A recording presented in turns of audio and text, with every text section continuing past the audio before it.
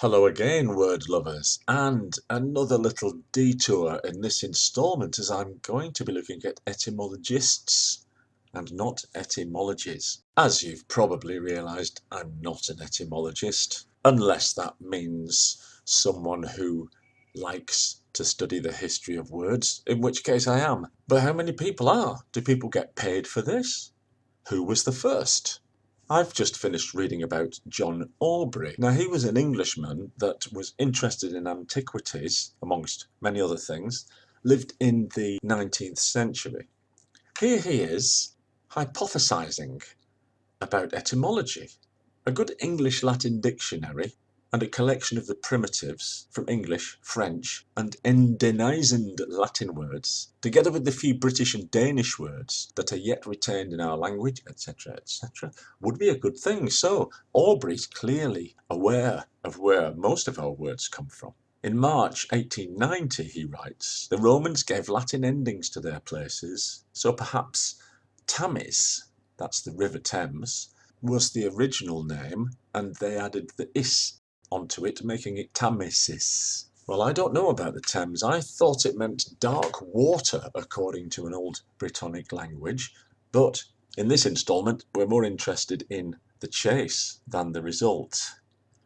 Here's Aubrey again, 1892. Mr. Meredith Lloyd has written to me with further reflections on the origins. Here he is, still asking about the origins of the River Thames. Place name's a good place to start. But Aubrey certainly wasn't the first to take an interest. The philosopher Nietzsche had already made his name on the back of a book called On the Genealogy of Morality, in which he dissects words for good. So here's Nietzsche tracing the Latin word bonus back to a word meaning warrior. Assuming that I am correct in tracing bonus back to an older duonos, compare bellum and duellum, in which that duonos seems to me to be preserved, bonus, accordingly, as man of strife, of division, duo, as man of war, one sees what it was about a man that constituted his goodness, in inverted commas, in ancient Rome. This seems to be quite educated and informed etymology. Discussions on Nietzsche's etymologies today make him half right, I would say. One criticism of this etymology is that bellus was originally used to refer to women and children, and to men only ironically. Oh heavens, irony! That's something we haven't even considered yet. This contributor suggests that duellum is from the pi due, meaning destroy, while duenos is from pi due, revere. So you can see the discussion becoming more profound. But we still don't know who was the first etymologist. Well, let's have a run through some of the candidates. Let's start with Pindar, 522 BCE approximately. He was full of etymologies. But we have to make a distinction here. These ancient etymologies are largely guesswork and very often intended to flatter people, saying that their name comes from some high heritage. Plutarch is another famous name from antiquity who liked to dabble in etymology. For example, suggests that the etymology of pontifex is not the obvious bridge builder, but comes from potens, powerful. Isidore of Seville, Isidoro de Sevilla, his Lives of the Saints begin with the etymology of each saint, which he calls the tracing of first things. Here he talks about Santa Lucia. Lucia, Lucy in English, is said of light, and light is beauty in beholding. Well, he's right, but it doesn't tell us very much. The Byzantines had a stab at Constantinople with their Etymologicum Genuinum, as also in the 13th century the Legenda Aurea by Jacobus de Voragine. Now, let's not be Eurocentric. If we're going to admit Pindar and Plutarch, we should also consider Yaska, Panini, Kachayana, and Patanjali, and they are Indians of 6th to 2nd century BCE. Again, They talk about the origins of the words and why things are called what they are. They may or may not be more reliable than Pindar. The fact is that these take Vedic texts and derive etymologies from them. In the more modern sense of the word, following on from Aubrey, Nietzsche and company, we could make a case for Hungarian János Sajnovics being something of a pioneer when he demonstrated the relationship between Sami languages and Hungarian, his own. Another candidate is Welshman Sir William Jones, philologist who lived in India and noticed some similarities between Sanskrit, Greek and Latin. So that was an important building block in the house of Indo-European linguistics. American Noah Webster of Webster's Dictionary was also an etymologist, though his work is described as not very good by one critic, while it was the Scot Sir James Augustus Henry Murray, editor of the first Oxford English Dictionary from 1879, also made a lot of progress.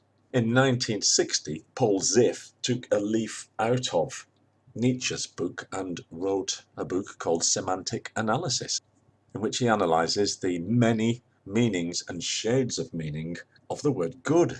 And before we move on to the great before and after of etymology, one mention for the Brothers Grimm, or perhaps I should say the brother Grimm, because it was Jacob who was interested in German mythology from an etymological point of view. He and his brother began what is now the 33-volume German dictionary with more than 330,000 headwords. But as they were studying the old folk stories, they began to be interested in how the language is structured and how it changed. Again, they began by noticing that apple in English and Apfel in German were just too similar to be coincidental. So there are some people who've served etymology in one way or another, and if you want to follow those tracks, please be my guest. They will lead you to erudite discussions on the comparative uses of the word egg in the singular or plural to mean testicle in various dead languages. And speaking of dead languages, here we come to the decoding of the Rosetta Stone, 1799. What a gift. 3 languages, all saying the same thing, the same rather boring and repetitive thing, but at least we got the clue. And here people began to unite hieroglyphs, ancient Egyptian with Greek. As far as hieroglyphs go, there was a book written in the 5th century by Horapollo called Hieroglyphica, which explains the meaning. This was taken as authoritative and led to many misconceptions. Arab historians arrived in Egypt in the 9th and 10th centuries and began to make more in-depth investigations. Dul-Nun al-Misri and Ibn Hwashiyah began to compare hieroglyphs with the contemporary Coptic language, Egyptian branch of the old Christian church, but didn't get very far until the Rosetta Stone was discovered, and famous polyglot Jean-François Champollion is credited with finally solving the puzzle, though it took many people to do it along the way. Here are some of them. Thomas Young, also known as the last person who knew everything, not only helped to decipher the Rosetta Stone, but also posited a wave theory of light, and was the first person to describe astigmatism. And he'd already noticed strange similarities between Indic and European languages, leading him to analyse 400 languages, and suggesting that a lot of the similarities could not be accidental. Here's an example. Honey, madhu in Sanskrit, myod in Russian. Sanskrit and Russian have not shared a common ancestor since Indo-European. So the suggestion is they have to come from the same source. English speakers may be thinking, just a minute, honey, madhu, myod, wasn't mead made from honey? Well, yes, it was. Met in German, mjöd in Danish. You can see the questions are already in the air, and they're all drawn together like purse strings. between Thomas Young, Champollion, and William John Banks, and others, and correspondences over many years, the riddle was solved. Not before and including, of course, as in any academic region, accusations of sloppy scholarship and plagiarism. So there was a brief dip into the world of famous etymologists over history that helps us to explain the changing forms of this language over the years.